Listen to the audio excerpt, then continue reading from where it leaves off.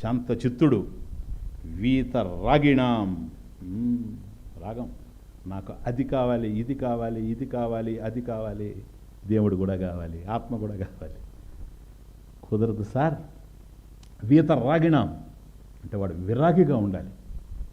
విగత రాగ విరాగ, విరాగస్య భావ వైరాగ్యం. తపోభిహి క్షీణ పాపానాం అన్నప్పుడే వాడు వివేకం కలిగి ఉండాడు. అందువల్లనే తపస్సు చేస్తూ ఉండాడు. వాడు డబ్బు కోసం, పేరు ప్రఖ్యాతుల కోసం ప్రయత్నం చేయడం లేదు. ఈ ప్రపంచంలో జ్ఞానం కోసం ప్రయత్నం చేస్తున్నాడు. వివేకం కలిగి ఉన్నాడు గనక. వివేకం ఉన్నటువంటి వాడికి వైరాగ్యం ఉంటుంది. వీత రాగిణాం విరాగస్య భావ వైరాగ్యం. చాలా ఇంపార్టెంట్ ఇది.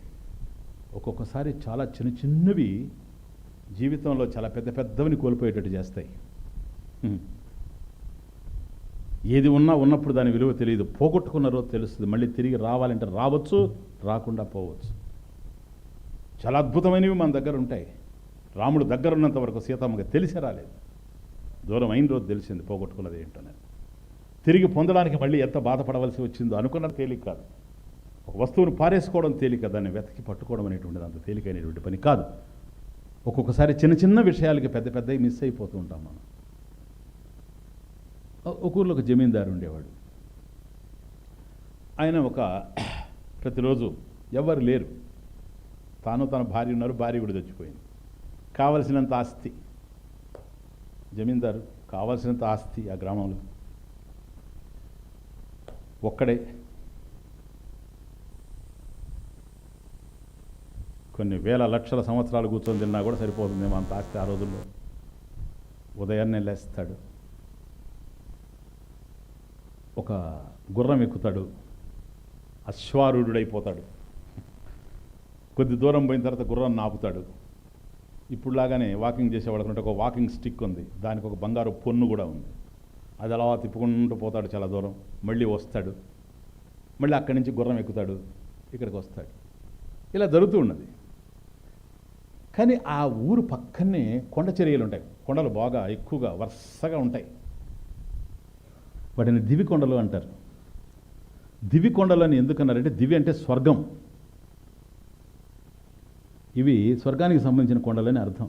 కారణం ఏంటంటే దానికి సంబంధించిన ఇతివృత్తం ఒకటి ఉంది, ఐతిహ్యం ఒకటి ఉంది. అది వాస్తవం కాదో తెలియదు. ఆ ప్రాంతంలో ఉండేటువంటి వాళ్ళు ఒక అభిప్రాయం కలిగి ఉంటారు, ఈ కొండల్లో ఏదో ఒక గుహ ఉందని. అది ఎక్కడుందో తెలియదు. కొన్ని వందల కిలోమీటర్ల పోతా ఉంది ఆ కొండలో. ఇక్కడ వీళ్ళ ఊర్లో కూడా ఉన్నది. కానీ ఇది ఎక్కడో ఉందని, ఆ గుహ ఎప్పుడో ఒక సమయంలో, ఒక ప్రత్యేకమైనటువంటి కాలంలో అది ఓపెన్ అవుతుందని. ఎక్కడో ఒక చోట, ఒక్క ప్రదేశంలో అది ఓపెన్ అవుతుందట. ఇల్లంతా ఉండినా తలుపు దగ్గరే మనం తెరిచినట్టుగా కొండ ఎంత ఉండినా ఒక చోట మాత్రమే అది ఓపెన్ అవుతుందట. అక్కడ స్వర్గంలో ఏవైతే ఉన్నాయో అంతకన్నా మించినటువంటి భోగాలు, ఐశ్వర్యాలు, అమోఘమైనటువంటి రత్నాలు, మణులు, మాణిక్యాలు ఈ విశ్వంలో ఎక్కడా లభ్యం కానివి అక్కడ ఉన్నాయని. అందుకని దివికి మించినటువంటిది ఆ ప్రదేశం. అందుకని వాటిని దివికొండలు అని అంటూ ఉండేవాళ్ళు. మరి ఇది ఎప్పుడు ఓపెన్ అవుద్ది?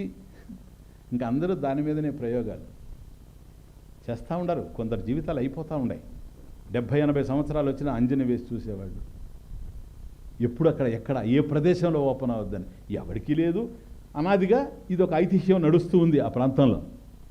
ఇతను వెళ్ళాడు, తిరిగి వస్తూ ఉన్నాడు. ఎక్కడైతే గుర్రాన్ని ఆపాడో, గుర్రం ఆపి కొద్ది దూరం వెళ్ళి నడిచి వాకింగ్ చేసి ఆ స్టిక్ పట్టుకొని మళ్ళీ వచ్చి గుర్రం ఎక్కి తిరుగుతాడు, ఇంటికి రిటర్న్ అవుతాడు. తీరా వచ్చి ఆ గుర్రాన్ని ఇలా తీసుకొని ఎక్కాడు, ఓపెన్ అయిపోయింది. ఎదురుగానే ఉంది ఆ కొండ, ఎదురుగానే ఓపెన్ అయిపోయింది. ఒక 20 అడుగుల ఎత్తున కనపడతా ఉంది. ఒక 10 అడుగులు 15 అడుగులు వెడల్పు కనపడతా ఉంది. ఇతను చూసే టైంకి ఏమో పోయేటప్పుడు కనపడలేదు, మళ్ళీ తిరిగి వచ్చేటప్పటికే ఉంది. అంటే ఇప్పుడే ఓపెన్ అయిందని అర్థం. అరే రే రే రే రే ఏంటి ఇది, ఈ కాంతి ఏంటి, లోపలేంటి, ఇట్లా ఉందేంటి అని చెప్పేసి, ఓహో ఇది ప్లేస్. ఇంతకాలంగా ఏదైతే మన వాళ్ళు అనుకుంటున్నారో ఆ ప్లేస్ ఇదే, కాబట్టి నేను లోపలికి వెళ్ళి అవి తెచ్చుకుంటాను ఏంటో అని అభిప్రాయపడి ఆ గుర్రాన్ని అక్కడ వదిలి వెళ్ళాడు లోపలికి. వెళితే ఏం అర్థమే కావడం లేదు. ఒక్క అడుగు మాత్రానికి ఉండేటువంటి మణులను కనుక పోగు చేసుకుంటే అమెరికా చాలా చిన్నదైపోతా ఉంది ఐశ్వర్యం. అటువంటివి కనపడతా ఉండే. ఆయన తొందరగా, ఎందుకని ఐతిహ్యంలో వినుండారు. అలా ఎప్పుడో ఓపెన్ అవుతుంది, కొంతకాలం ఉంటుంది, మళ్ళీ మూసుకుపోతుందని, ఎక్కువ కాలం ఉండదని. కాబట్టి తొందరగా తీసుకొని రావాలి కనుక అవన్నీ కూడా వేసుకొని తొందరగా తీసుకొచ్చి బయట వేసి తొందరగా తీసుకొచ్చి బయట వేసి తన పైన ఉండేటువంటి శాల్వా తీసి అదంతా కూడా కట్టి దాన్ని మళ్ళీ గుర్రం దగ్గర పెట్టుకొని ఇప్పుడు అనుకుంటాడు, ఓ నాయన ఇంత ఇంకా కొద్ది తెచ్చుకున్నాడు. అంతా కలిసి ఒక మూట కట్టి గుర్రం మీద పెట్టాడు. చాలే ఇంక వెళదాం, సరేనా, చాలు. ఇంకా జనాన్ని అంతా తీసుకొని నాకు కావాల్సినంత ఉంది, నేను ఉండేది ఒక్కడిని, ఆశ పెద్దది, ఆస్తి పెద్దది, ఆశ ముందు ఆస్తి చాలా చిన్నదైపోయింది, కాబట్టి ఇది చాలు ఇంకా జనం అని అనుకొని బయలుదేరబోయే ముందు ఆ కర్రల వాకింగ్ స్టిక్ బంగారు పొన్నేసి ఉన్నాడే, అది లోపల పెట్టేసి వచ్చాడు, 2 చేతులు తెచ్చుకొని రావడం. ఇప్పుడు అనుకుంటాడు, అది చాలా కాలంగా నాకు కలిసి వచ్చింది, దాన్ని పట్టుకొని నడవడం వల్లనే ఇది కూడా ఓపెన్ అయింది. ఇది ఐతిహ్యంలో లేదు, ఈయన బుద్ధిలో ఉంది, ఇది అర్థమవుతుంది. కాబట్టి ఆ పొన్ను ఉండడం వల్లనే, ఆ కర్ర ఉండడం వల్లనే ఇది నాకు ఓపెన్ అయింది అని అభిప్రాయపడి అది తెచ్చుకోవాలి, మళ్ళీ అది నువ్వు పోతాయేమో, అదృష్టం ఆడుంటే ఎట్లా, భాగ్యం ఇక్కడ అదృష్టం అక్కడ ఉంది అని పరిగెత్తుకుంటూ వెళ్ళి దాన్ని తెచ్చుకోవడానికి లోపలికి వెళ్ళాడు, అంతే. మళ్ళీ రాలేదు. ఎందుకో తెలుసా, కేవ్ క్లోజ్ అయిపోయింది. ఆ గ్రామస్తులు ఏడి జమీందారు లేడని తర్వాత వచ్చి చూస్తే ఆయన గుర్రం ఉంది, ఆయన గుర్రం మీద అమూల్యమైనటువంటి ఈ ఐశ్వర్యం అంతా ఉంది. వాళ్ళకి అర్థమైపోయింది, ఇది మామూలు ఐశ్వర్యం కాదు, ఇది ఓహో ఎక్కడో ఓపెన్ అయింది, తనంతట తను ఓపెన్ చేయాలి, మనం తవ్వేదేం కాదు, అదేమి మనం తవ్వడానికి అవకాశం లేదు, దానికంటే అది ఓపెన్ కావాలి, ఎక్కడ ఓపెన్ అయిందో తెలియదు, సరేనా. మరి ఏమయ్యాడు ఇతను, సంవత్సరం రోజులు చూచారు, భాగ్యం అక్కడే పెట్టుకోను, ఆస్తులంతా అట్లాగే ఉండే, ఇది అభాగ్యుడు భాగ్యం గనక ఇంకా రాడనుకొని అందరూ అనుభవించారు, ఇది జరిగింది. అర్థమవుతుందే, తనకు కావలసినంత ఆస్తి ఉంది, ఇప్పుడు ఆ గుహలో నుంచి కావాల్సింది తెచ్చుకున్నాడు, అంతా పెట్టుకున్నాడు, ఆ చిన్న కర్ర కోసం అంతా పోగొట్టుకున్నాడు జీవితంలో. వీత రాగిణ, రాగము మనిషిని ఎక్కడికి తీసుకుపోతుందో తెలియదు, అది చాలా పెద్ద రాగం, అది జన్మజన్మాలకి ఈడ్చుకుంటూ పోతూ ఉంటుంది. ఈ విషయాన్ని సంపూర్ణంగా గ్రహించిన వాడు వీతరాగిణ, విరాగి, వైరాగ్యం కలిగినటువంటి వాడు, ఇవి ఇలాగే కొంప ముంచుతాయని బాగా తెలిసినటువంటి వాడు, అందుకని వాటి వెంట పడాడు. అటువంటి వాడు ఆ విరాగి ఎవరో, వీతరాగిణాం ముముక్షూణాం మోక్షమే భూయాతీతి ఇచ్చ, నాకు మోక్షం ఒక్కటే కావాలి మరొకటి కాదు అనుకునేటువంటి వాడికి అయం అపేక్ష ఆత్మబోధ విధీయతే క్రియతే ఇత్యర్థ, అటువంటి వాడి కోసం ఆత్మబోధ చెప్పబడుతూ ఉంది. 2వ శ్లోకం. మరి అలాంటప్పుడు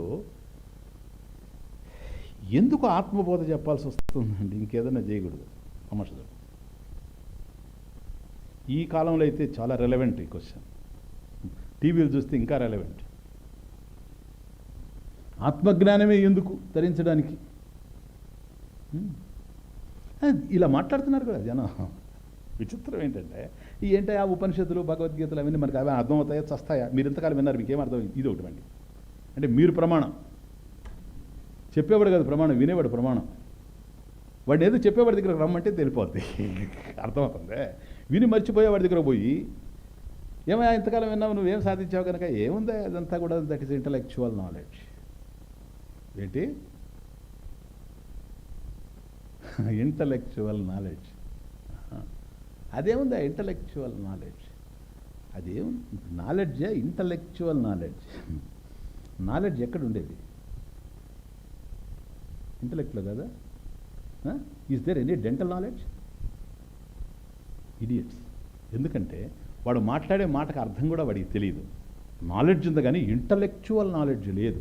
కొన్ని పదాలు పేపర్ కాగితాల్లాగా అట్లా ఉంటాయి, అర్థమవుతుంది, పేపర్ కాగితాల్లాగా అలా ఉంటాయి. ఎందుకని జ్ఞానం లేదు కనుక. మరి ఏం చేయమంటావయ్యా, నాకు మోక్షం కావాలా, నాకు దుఃఖం పోవాలా, ఏం చేయమంటావు, రా కూర్చో ధ్యానం చేస్తురా. ధ్యానం చేస్తే ఏమొస్తుంది, మోక్షం వస్తుంది, అయిపోయి. ధ్యానం వల్ల మోక్షం రాదు. పూజ చేస్తురా, పూజ వల్ల రాదు.